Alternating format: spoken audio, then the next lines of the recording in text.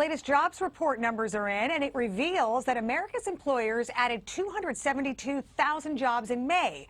That is up from 175,000 in April, and a sign that companies are still confident enough in the economy to keep hiring despite persistently high interest rates.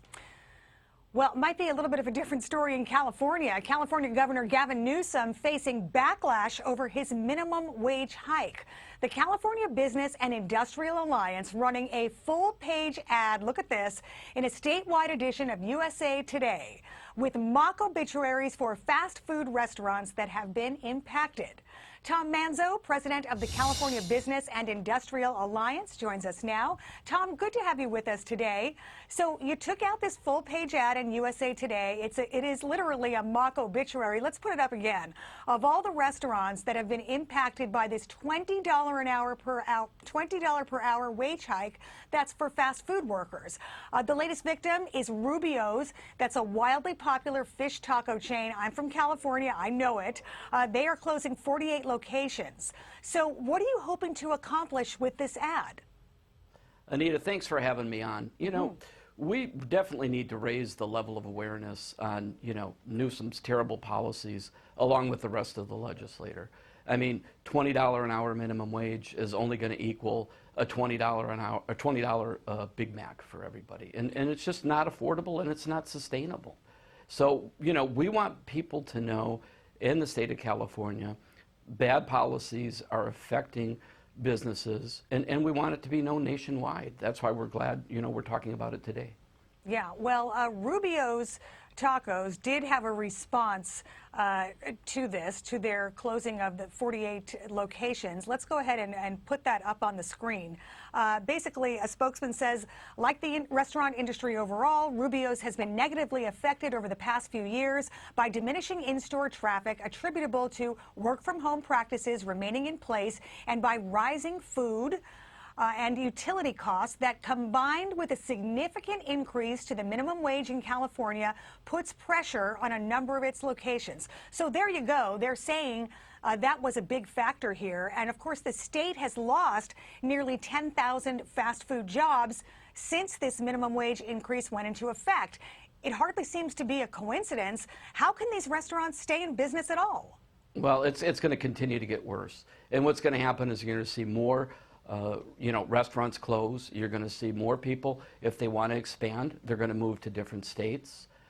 You're going to see, layoffs. People that potentially had employees that were working overtime are no longer going to be able to work overtime. And I think there's the big misnomer that if it's a McDonald's, restaurant, it's a multi-billion-dollar corporation. A lot of the, restaurants are owned by franchisees, and it might be 10 or 15 stores that they own that might employ 20, 25 people. Now they're faced with, okay, we're going to have to lay off. Okay, we're going to have to cut overtime. We're going to have to maybe invest in kiosk. And it starts to become to the point where it's impossible to be profitable. And if businesses cannot be profitable, they can't sustain. There's no possibility of it.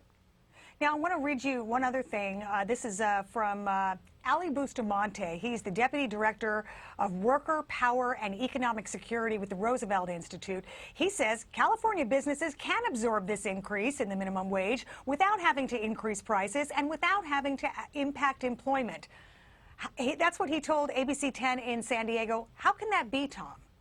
Well, the problem is you have people making decisions, creating laws that have never had to worry about making sure that they make payroll or worry about what some of the overhead and the costs are. So you have a lot of people that have no idea about a business. Margins are not that big when it comes to McDonald's, when it comes to some of the franchisee stores. And the other thing that people don't realize is, there's fast food restaurants all over the state. And you might have a small machine shop, or you might have a flower shop right across the street, and all of a sudden your employees are going to be saying, hey, we want $20 an hour, $21 an hour. And for sure, business to business, they're not going to be able to raise prices. Yeah. So you're putting employers in a position that they're going to have to shut their doors. On the flip side, on the other side of this issue, it is expensive to live in California, certainly, and you can't really make a living on $20 an hour. So what do you expect workers to do in that case? Well, I mean, you know, I always felt that, you know, a lot of the fast food restaurants were a starter job. You know, kids in high school, working your way through college. And yes, there's some wonderful opportunities to become a manager. There's people that made great livings there.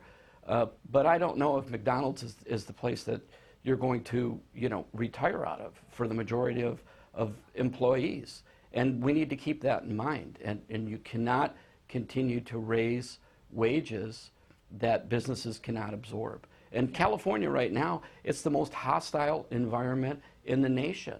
I mean, they have the worst labor laws. They have the Private Attorney General Act, which is crushing businesses. You have wage and hour lawsuits. You have wrongful terminations. You have an 1,100-page labor law digest that employers are supposed to follow. How does a small to medium-sized company comply with 1,100-page labor law digest? Yeah. So you're constantly being assaulted here by legislators, by Newsom, by big labor, trade unions, by lawyers. Yeah. It's an impossible task right now. It is a tough environment there in California, no doubt.